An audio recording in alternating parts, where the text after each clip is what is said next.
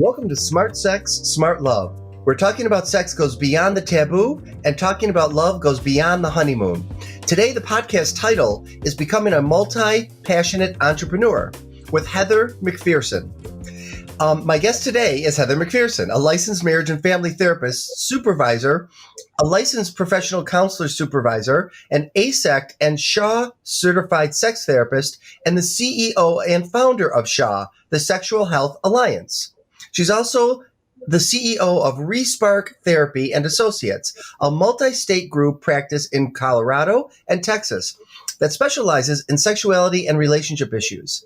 Heather has been published in Playboy Magazine and Playboy Online. She's been featured on CNN and in Rolling Stone, Huffington Post, and the Parent Herald. She has lectured at many prestigious universities, including the University of Texas at Austin, Texas State University, CU Denver, the University of Utah, and Governors State University in Chicago.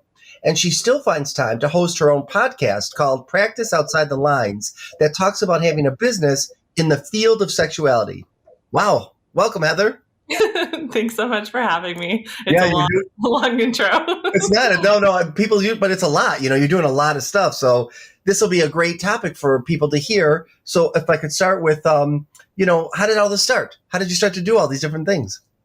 Yeah, it's interesting. I went into grad school thinking I was going to be a career therapist. I really love talking about career and kind of your life's work and contribution. And by the time I was done, I was specializing also in marriage, couple, and family therapy. And I realized that people were talking about sex to me and I didn't have the training. I wanted to know what to say. I wanted to know how to better engage with them, how to communicate better about sexuality issues, and know how to respond to the concerns they had. And I looked around and there was no training in Texas, much less the states around me. There was absolutely nothing available. And I was frustrated. I was like, why are there no trainings? Why is there nothing even in my city of Austin where I was living, which is a super progressive kind of town. And there was only one sex therapist, I think, in Austin at the time. This was back in the day. Do you remember how long ago? I was wondering. This was 2008, 2009. Yeah. Yeah. And so I was just kind of like, man, like I want to bring this to Texas. So I opened up my own practice. I was a solo practitioner at the time. I opened up my own practice. I started doing couples therapy, but I really wanted to get the training before I did sex therapy.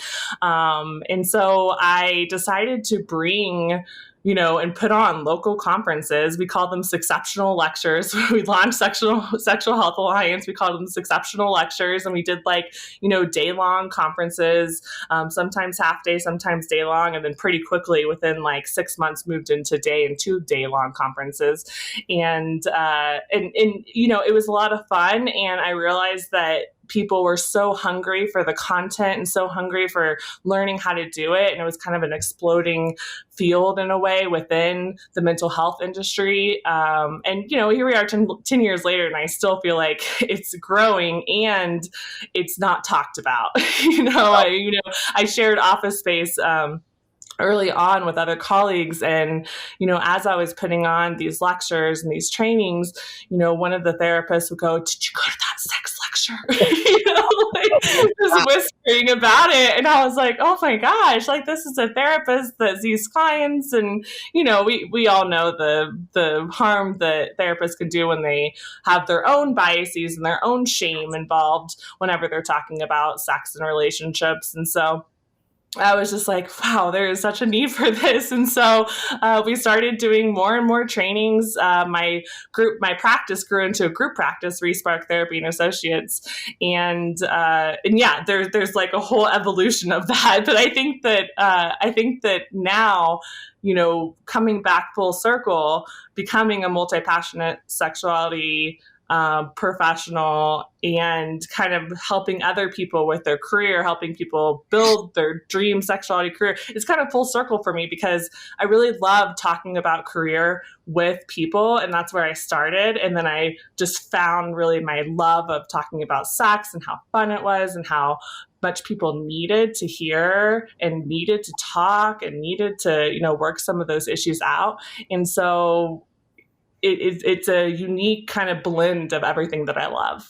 I think it's great. I saw something online and it said, if you're a therapist and you're not talking about sex, then you're giving the message to your clients, don't talk about sex. Exactly. And I really believe that. And one thing you keep talking about, and it's in your, the stuff I've read about you and watched your program, Sexual Health Alliance, is fun. Like, I actually feel like I someday want to go on some of these trips you take. You go to Amsterdam, you've been to Iceland, I think, didn't you go? We didn't go to Iceland, but yeah, I mean, you even taught with us when we were in Detroit a few years ago, and I thought the experience was fun too. But yeah, we did study abroad programs. We're doing study abroad programs in Amsterdam. Yeah. Next year, the year after, we're going to expand that program and go to a couple more places. And then we went to Mexico. Yeah, and we went to Mexico for our SAR, sexual attitude reassessment. And that was so much fun, and so such a different experience than being online, right? Like we've been for the last 2 years. Yeah, no, right. And that's what I mean. It's like you're excited and passionate about being an entrepreneur, multi-passionate entrepreneur. I want to talk about that. But then you live it. That's what I meant. And I gave a little negative about Detroit. I mean, I live in Detroit, but I don't want to go to Detroit. I want to go to these places because you're teaching and you're making sex fun. You're making it like it's not this horrible whispering thing. Let's talk about it and have some fun.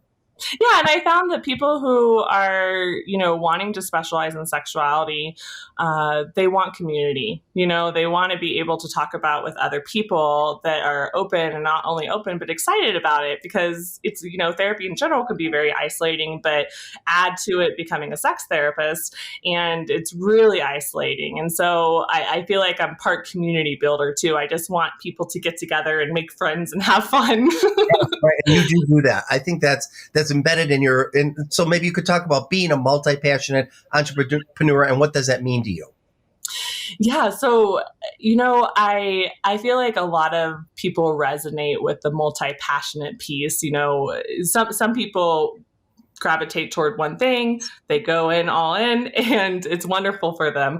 But I think a lot of people have kind of these different passion and different interests over their lifespan. And for me, it's kind of like, how do I incorporate all of those things into my career?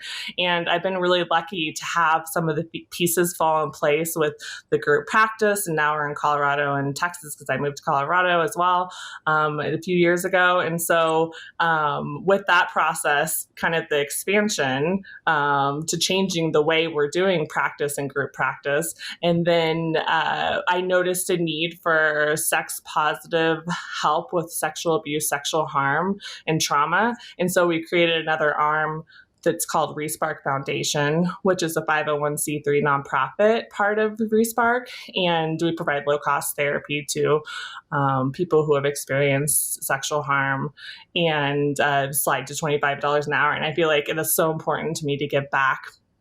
And then Sexual Health Alliance, it's kind of amazing to have all these different things that we're able to do, like the study abroad and like the experiential and immersive experiences that we're able to do, as well as the trainings and full certification programs.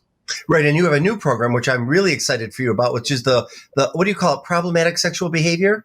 Problem sexual behavior. Yeah, we were really excited to launch that, to be the first ever organization to launch a training program that is really focused on reframing and rethinking sex addiction in a way that no one else has done before.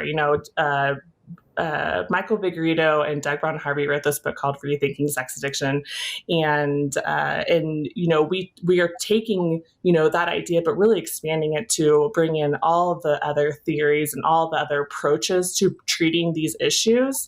I won't get into like why we shouldn't call it sex addiction and all of that stuff, but there's such a huge need to have a different approach to these issues, and so to be able to provide a program that trains people who are out out there already working with these clients and helping them see other approaches, learn other approaches of how to work with clients in a way that's less harmful and also a little bit more gentle and ultimately more effective is really meaningful.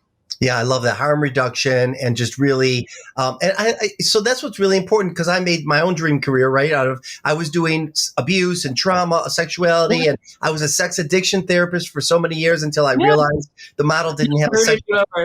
Oh my God. Well, it just, and I mean, I'm embarrassed now to even say I was only because there was no sexuality training. And, right? You'd get somebody healed and then they were like, okay, so what's my healthy sexuality or sexual health for me? And I didn't know. So then I became a sex therapist and it has been really helpful to have both. That's what I like about you, that you've done both.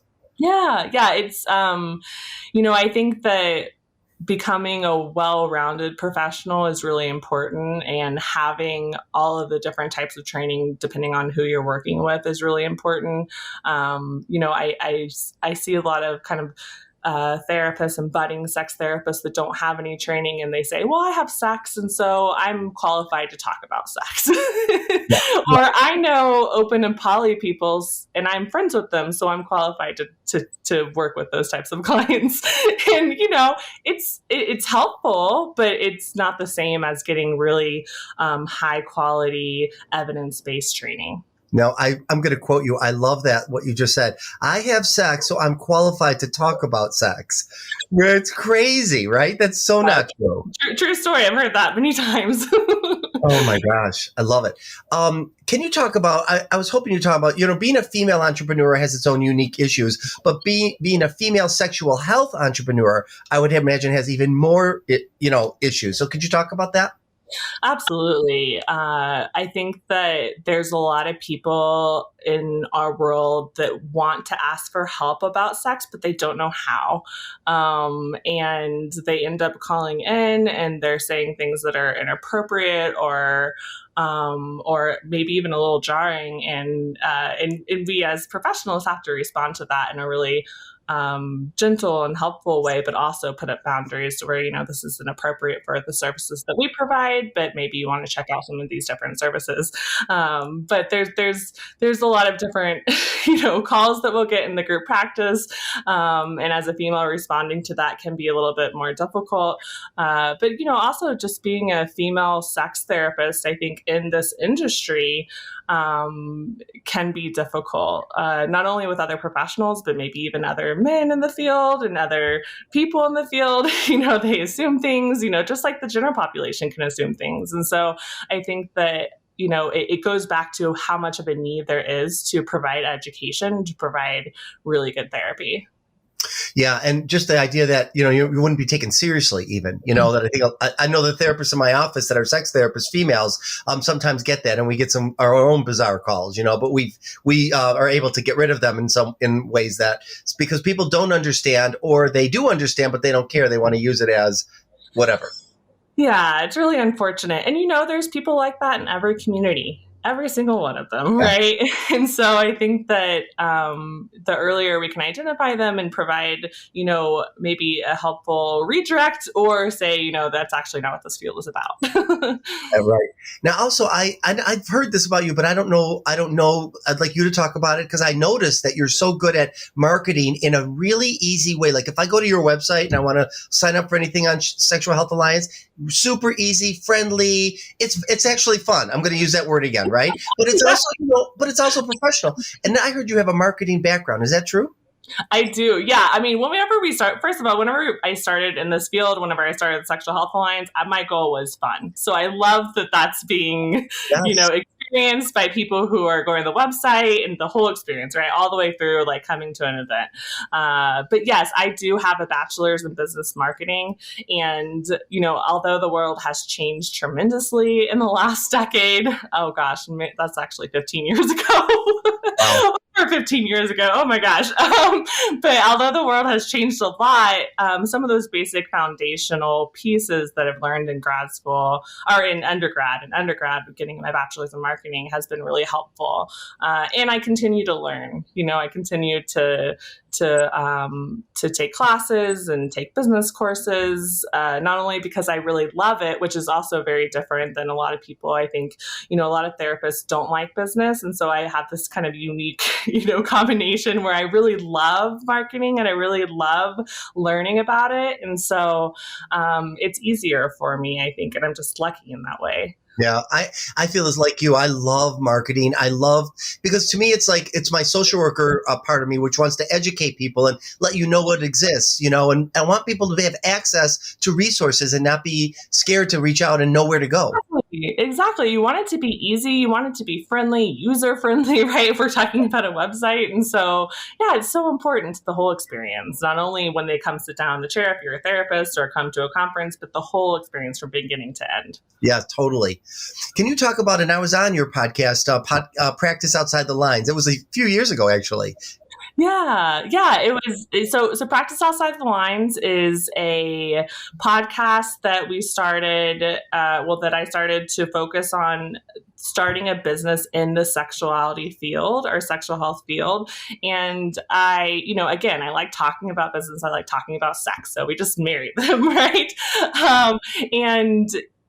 We've had, I think I'm definitely not as good as you, Joe, in terms of your consistency in podcast episodes. I think we have like 20 episodes right now. Oh, more on the way. And I think that for me, I kind of do it whenever I find the time, whenever I have the energy, and I don't hold myself to the strict schedule that you probably need to and should with podcasting, because I'm doing all these other things that I also really love. So whenever I find someone like yourself who can talk about business and sex, I want to have those conversations and might as well be recording them, Totally. Right, because people want to know, maybe they're interested in marrying the two, or they just want access to understanding, where can I go to get help? Well, yeah, I mean, I think that anyone who's in this field, in specifically the sex therapy field, we often don't get training on how to start a practice if you want to do a practice. And so, having that information available and easy for them to access, again, is my goal. Right. It's actually discouraged in social work. If you're somebody that wants to make some money and you're somebody that wants to have a thriving practice, it's frowned upon. It's stupid. Even in 2021, I've been in practice since 1985. Right. That was what was said back then. I can't believe 37 years later, that's still the case. You want to be the altruistic provider that's not in it for the money. And while that's, can be like a lofty goal, I guess, it's not really realistic, because you still have to put food on your table. You still have to make it sustainable so that your energy level isn't impacted and therefore isn't impacting the clients that you have too. And so it's kind of like this piece that no one talks about or maybe frowns down upon it, but you have to think about it and you have to talk about it. Otherwise, you're going to burn yourself out and it's not going to be worth your time. I know. Think about what other profession says, okay, when you get out, don't make it about the money. So, you're going into, I don't know, whatever, business or, quick and loan or whatever. I don't want to make a lot of money. It just doesn't make any sense. Yeah. But I like what you do. And I do the same thing. I do sliding scale. We do sliding scale. You have that 501 where it's affordable therapy. That makes sense. But we have to make a living, and it's fun, and we want to make some money too. Yeah, I mean, I think that you're providing a service in which you have tremendous amount of training for. You went to 3 years of grad school. We have multiple certifications, which I feel like is a whole nother grad school on top of it. Yes. And so you have tremendous training and professional education, and you're providing that service, and it's fair to be paid for it, and you want to be paid for what you're worth. I think it's also important people know that you have these businesses, they're ASECT approved. You have continuing education. And can you talk about what that means and what ASECT is? Yeah, so ASECT is the American Association for Sexuality Educators, Counselors, and Therapists, and our organization, the Sexual Health Alliance, is an ASECT-approved provider, meaning that we can provide ASECT CEs, continuing educational units, to all of the students that come and get training from us.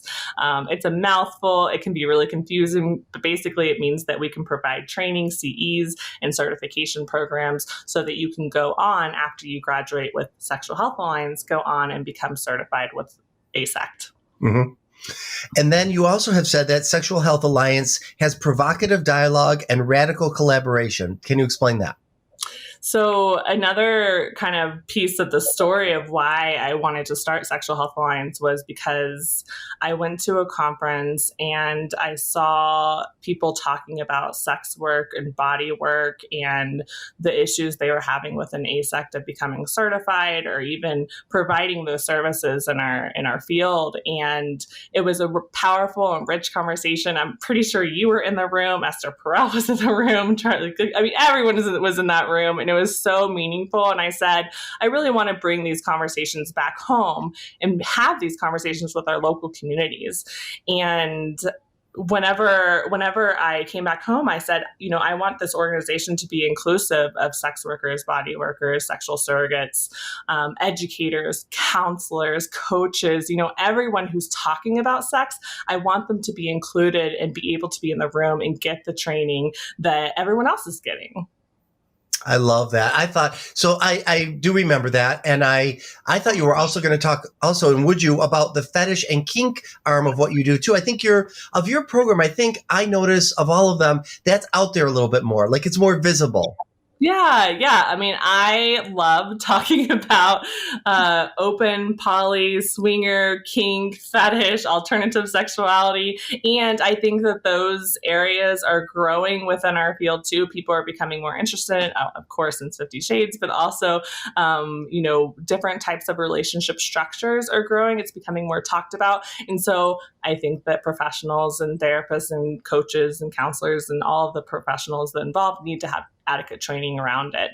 Again, as I said before, there's people that, I have friends that do that, so I'm qualified to do it. Well, we prefer you to have evidence-based training to be able to have those conversations, to be able to be aware of maybe biases you didn't know you had, so that you can provide therapy or whatever service that you're providing in a really compassionate and meaningful and evidence-based way if we can. So we were the first ones back in 2017 to announce a highly specified certification training program. We did that even before we launched our full certification programs because, again, my goal was I wanted to be fun, and this was fun to me. And so we launched the Kink Informed certification program and the Consensual Non-Monogamy certification alongside the Problem Sexual Behavior certification program recently. And the goal really is that it's a 12-month program. We have monthly live webinars and consultation and supervision to all different professionals all over the world to be able to get trained in how to work with clients that are presenting with interest in those issues. I always say I love that you do that. And I always say that the world is getting more gay because as a gay man, sexuality, kinks, fetishes, open relationships have always been around since the beginning of gay time. Not all gay men are like that, but many are. And so sometimes I have to close my eyes and if I do, I think to myself, it's not, if I'm in front of a heterosexual couple who are talking about opening up their relationship 4 months after they get married, they sound like a gay male couple, right? But they're not. They're straight, they're young, and it's a different world now. Yeah. I think it's come into the social media, to general media, mass media, and it's being talked about so much more. And I think that people are kind of realizing, oh, actually, there is a different way to approach my relationship, or maybe I do want to spice up my relationship 30 years in a monogamous relationship, and I want to try a blindfold. Well, what does that mean about me, right? Does that mean I'm a kinkster? Does that mean, all these questions to come up with that idea? And how do we talk about it? How do we really reduce shame and provide psychoeducation in a meaningful way? Yeah, how do we do it in a way that's shame? I feel like every day I'm a shame reductioner, right? Everyone comes in and that's the main thing, right? I want to put a blindfold on and I want to have whatever experience. Is something wrong with me? Like we're constantly educating. No. Yeah, exactly. Yeah. And I think that as we kind of move into where we're online still, and there's so much written media out there about all the different things that you can do, all the different experiences that you can have, that just serves to really normalize it for everyone. And what I also love, I don't remember who's created this, maybe you'll know, but I love this line, kink is not a diagnosis, right? Yeah, I say it all the time. I know I didn't create it. Someone else did. But the idea that therapists think, well, it's not heteronormative or it's not traditional way of being sexual. It's non-normative or whatever we want to call it. But it doesn't mean that it's from a problem place. Right. Well, and I think that goes back to our really conservative training and field of therapy and psychotherapy and psychology. As a gay man, I'm sure in the 70s, homosexuality was a diagnosis in the DSM. Yep. And being kinky, they called it different things, was also a diagnosis in the DSM. And so I think that as we learn more about all of the different variations of sexuality, of human sexuality, we see that those diagnoses are being dropped from our manuals. And I think that that's an incredible thing. And I hope it keeps going. Yeah, me too. I do too. I love watching it just disappear, What else have I not asked you about that you want to make sure we know about you, Shaw, Respark, any of it? Oh gosh, I don't know. I feel like we covered it there. I mean, I think that people getting into this field, whenever I got into this field, I didn't know where to look. And like I said, it was back in Austin and there was only one sex therapist out there and I didn't know where to look. I didn't know how to become certified. I didn't know anything. And I couldn't find anyone to give me that information.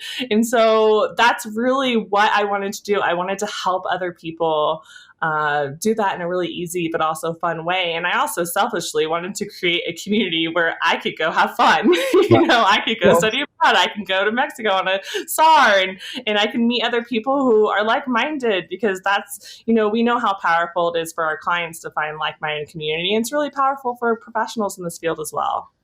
And I want to make sure people hear this, that you don't say community lightly. You mean it. You create community. And I do remember when you came here to Detroit and you had like this big audience. Do you know how hard it is for me to do a talk and try to get all those therapists and all those people? I can't do it. It's too hard. Yeah, you just had a full crowd. I don't even know how you did that.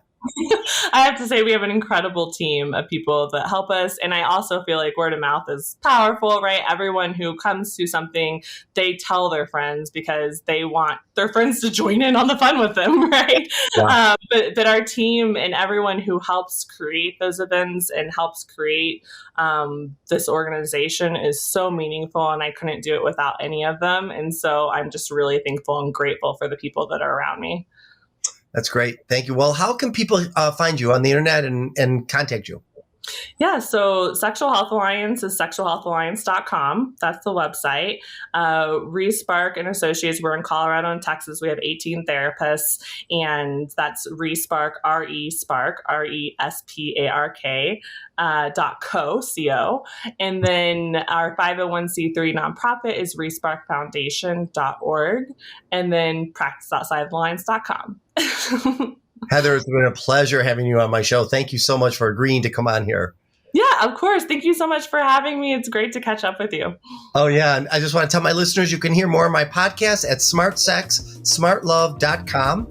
And you can follow me on Twitter, TikTok, Instagram, and Facebook. My handle is at Dr. Joe Kort, DrJoeKort. I just hit 542,000 people on TikTok. I'm freaking so excited about that. 500,000 people are following me, which is cool. So, and you can find me on my website, joekort.com. See you next time.